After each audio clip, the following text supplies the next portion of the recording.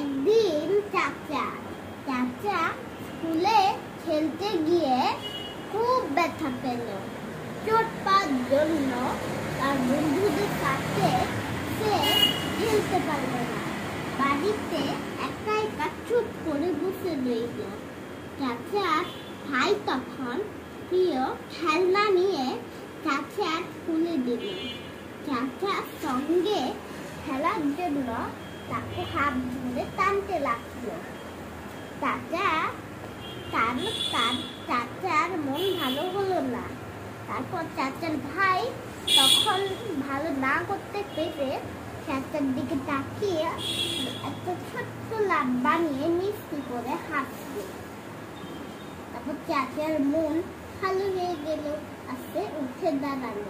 সবাই চাচার হাসি দেখে খুব খুশি হলো। Bye bye.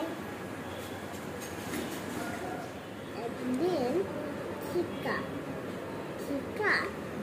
একদিন একটা মিষ্টি ছেলে, সে আগে থেকে একটা মুখ করে ফেলে। যখনই আসে পিচ্ছু তখন বলতো, পিচ্ছু আইসক্রিম নিয়ে আসলো কেন? এবং তার আইসক্রিম পছন্দের জন্য তার কাছেই আছে, কিন্তু সে আসলো না মন খারাপ করে। তাই চিকা ব্যস্ত হয়ে পড়ল আর কাজলিও ব্যস্ত হয়ে পড়ল, এবং কাজলির কারণে চিকাও আসলো না। তাই ভাবলো কেন কাজলি কিরকম করছে, আর তাই আসলো। কিন্তু কাজলির তো কিছু করেনি চিকার সাথে। বুঝতে না পেরে চুচু চলে আসলো।